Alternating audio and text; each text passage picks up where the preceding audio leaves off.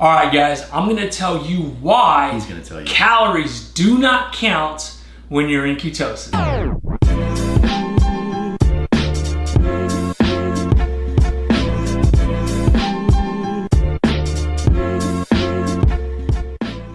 What's up, everybody? Welcome to another video. So me and Ross are going to go over the most common keto myth that him and I get. Now, okay, let me just go back to that first comment that I made at the beginning of the video. Calories. Do calories matter when you're in ketosis? No, dude. Just eat Eat all whatever. the fat you want because you're going to be burning the fat. So obviously be sarcastic, guys. But that is a question that Ross and I get. Like people literally think that when you're in ketosis, that means that I am in a fat burning mode, which you are. So I can eat whatever. I can eat anything because the calories don't matter and I'm just burning up to that. And that couldn't be further from the truth. Yeah, and I guess we'll start right here. Let's tackle the first thing. Burning fat. So you're in fat burning mode. Of course you're going to be burning fat, Logan, Yep. when that's all you're eating. Yep. So, and there's a difference between fat that you consume, dietary fat, and body fat. And I think a lot of people merge the two concepts together and they don't really know there's a difference. Like, oh, I'm burning fat. Yeah, you are burning fat because that's the only fuel source your body's intaking. And if you're eating enough fat, you're not going to use gluconeogenesis to break down the protein for carbohydrate. Of course, that is the only fuel source you're going to be burning,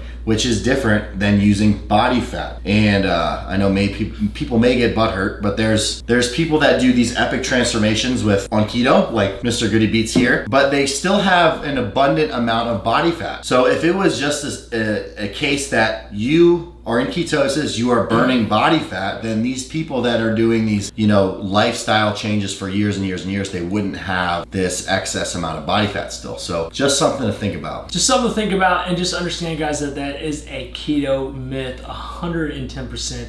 Calories do matter. How much you eat does matter. You don't get this infinity amount of macros because you do the ketogenic diet. Like, that's not true. If you could, this is very hard. Trust me, this is very hard. A lot of people think they eat a lot, but they don't. But let's just theoretically say you're eating 5,000 calories a day. You're gonna gain weight. Like, I can almost guarantee you're gonna gain weight. Because once you realize how much food is actually 5,000 calories, you'd freak out. And you being able to do that in 2 meals a day, that's not really, I don't think it's likely. Well, the same thing goes with carbohydrate. Like, if you eat over amount of carbohydrate, you're gonna gain fat. Yeah. If you eat 400 grams of fat, which is 3,600 calories. Yep. So typically that's already a calorie surplus. Yep. For most people. Absolutely it is. So if you keep overeating on anything, protein, fat, carbohydrates, you're going to store that as body fat. So you can bulk on a keto diet, you can bulk on a carb-based diet, you can bulk on an overinflated protein diet. Just because you don't have carbohydrates does not mean you can't gain weight. Yeah, and that's a good point, and it's going to lead us right into our next question. So, can you build muscle on keto?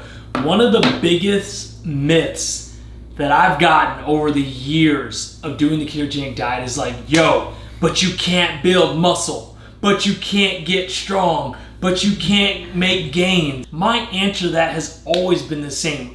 What do you consider strong? What do you consider making gains? What do you consider building muscle? Like, people always like to compare, like, okay, well, you do keto, you're never going to be able to step on stage on Olympia. Dude, there's only 1% of the population in this world that's able to step on the stage of the Olympia. So that's not even talking about the most common person. Yeah, Logan, but you're not going to be able to get strong. What is strong? Like, am I going to be the next mountain? Am I going to be in the next power building competition in the world? No, no, but you'll still be relatively strong. Like, I'm still a strong guy. I'm not competing. Dude, even if it was 1%, that's 3 million people. So that's even less. Yeah. There's only one Olympian. So one out of 350 million people in the country. It's very, very small. And then the other myth is like, well, you can't make gains. What do you consider gains? I would consider, like, dude, if I saw an average person that just looked average, didn't look like he had any muscle, just looked like a typical, average guy, did keto, he's lifted. I see him a little bit later. He's got a good chest on. He's got some biceps on him. He's got great shoulders and arms. Dude, you just made gains. Now, is that guy able to step on stage? No. Does he probably look like your most favorite Instagrammer, influencer in the fitness world? No, but he still made gains. So that whole premise of you can't make gains, you can't get strong, you can't build muscle, that's all relative. That's all opinion based. So that's always been my answer to it, because absolutely you can make gains. I've been doing keto for going on 6 years, I believe, and I've made some pretty good gains. And I've bulked on keto, I've cut on keto, and I've done lazy keto, and I've done it all. So, and it's all worked for me, and I've made some progress over the years. So my answer is going to be a little different than Logan. I'll tell you how you don't make gains. You don't make gains by under eating. You don't make gains by not training hard, not training consistent. You don't make gains by not sleeping, and you don't make gains with a below average or unhealthy optimized hormone levels. Let's say your sleep is on track, your diet's on point, your hormones before keto are okay, but now let's do a change of lifestyle. Now we're doing strict keto.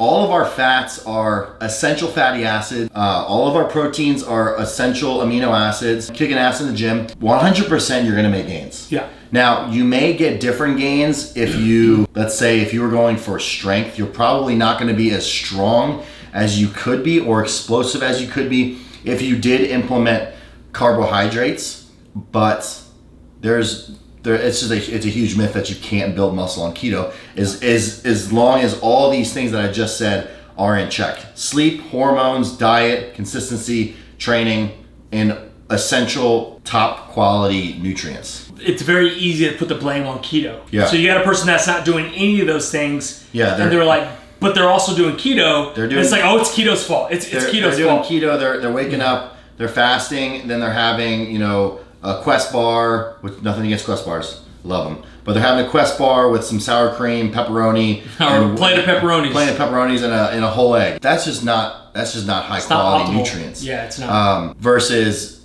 someone having a 6-ounce wild caught salmon fillet, some green veggies, and some avocado. That's in the same caloric density on both. Yeah. Or same caloric amount on both, but they're going to drastically different. Results, yeah, for sure. Okay, guys. So next common myth on the list is the ketogenic healthy long term? How long can you do keto?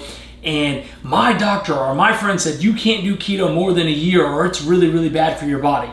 So here's my answer. This is the way I look at it, because I take a step back and look at the grand scheme of things. So before I got into the keto diet, I was eating a bunch of fast food, going to Golden Corral at least once a week. And if you don't know what Golden Corral is, just type it up on Google and just see the type of people who eat there. It's insane. Constantly eating Chinese takeout food, constantly drinking beer, no exercise. So as you can see, my diet was crap, right? But no one batted an eye. No one. And you know why? No one said it's unhealthy. Because that is how people eat in America. American standard diet. That is the American dream standard diet, okay? Nobody ever told me, Logan, you probably shouldn't be eating that. Logan, that's bad for you. That's just the way I ate. But the minute I did keto, the minute I started eating a bunch of fats and just cut out the carbs and the sugar, people are like, whoa, buddy, that's not healthy for you long term. So do you kind of get, do you kind of take a step back, wait a minute. You were probably eating, it was funny, you're probably eating the same amount of fats. Most likely, yes. Most likely probably eating the same amount of fats, but a bunch of just crap, sugar and junk and who knows, fried everything, soybean oil, vegetable oil. Just all kinds of junk. So trust me, for me, doing keto long term is going to be much healthier than what I used to do for years and years of my life. I'm talking about since I was a young kid. Now, when I was younger, obviously you kind of get away with a lot of things. You can get away with eating like junk. I mean, in high school, we didn't know crap about nutrition. You just ate at McDonald's or just, who knows, Hot Pockets. I lived off Hot Pockets, man. Yeah. Pepperoni, I mean, we ate so much junk, but we got away with it because we're so young and active. Obviously, as you get older, that catches up to you very, very quick. So I still, in my whole lifespan, I've eaten bad for the majority of my life than I've been doing keto and eating healthy. If you really take a step back, okay, and really look at the whole grand scheme of things, from when I was born to where I am now, this is the keto part. All this is just eating junk, not knowing what the hell nutrition is, not knowing anything about nutrition. So, in my opinion, absolutely keto is healthy long term. But there is also a good way to do keto and a bad way to do keto, just like all things. So that's my answer to it. I completely agree with Logan. I think it's 100% healthy in the long run, but you always have to look at how you're doing it. Are you eating, living off processed foods, super rich in preservatives and all these just unsavory ingredients? If that's a bulk of your diet, then I think that's something you need to address as well. But he made a great point, and I see the majority actually, it's kind of sad, of people that change their life forget their past. So they have people, there's millions of people in this world that have made amazing transformations. Yep. They changed everything about themselves, but they lived 80%, 90% of their life doing XYZ, which was not good for them. And then they change, but their sliver of their change is this compared to that. And they are so nitpicky and like judgmental on some ingredients or some things that people do, when if they just looked at themselves in their past, they were eating sweet tea and Jimmy Dean sausages for every day they wake up. But now they're going to be like zealots about the littlest, tiniest things when they forget where they sort of came from. Yep. And as long as you are 80, 90%, on track and doing what you're supposed to, then I don't think there's any problem eating adequate amount of essential fatty acids and essential amino acids. And I say that all the time. Yeah. It's when you get away from those essential things and feed your body with vegetable oils and stuff like that, that's when we're getting some health implications. Last question, the last keto myth question that Ross and I get the most is, when you do keto, can you only do 2 meals a day?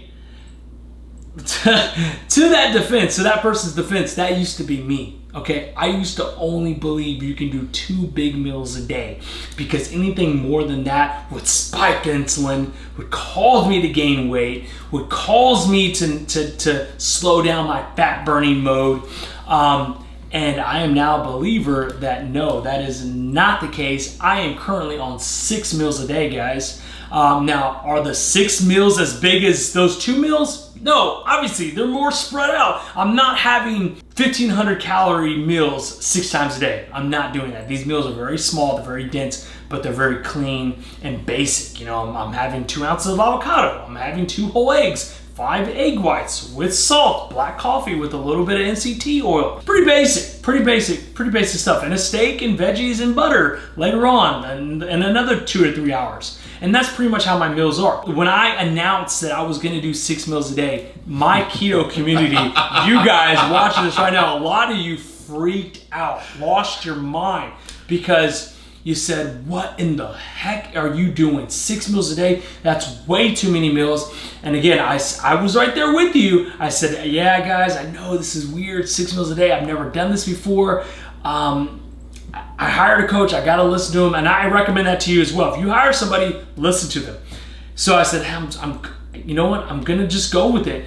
And sure enough, it worked. And it's a huge myth. So that is one myth that I want to tell you guys is not true. Eating 6 meals a day, or you can have more than 2 meals a day and do keto and you'll be fine. Mm-hmm. I love when Logan has me on these videos because it allows me to express my wisdom.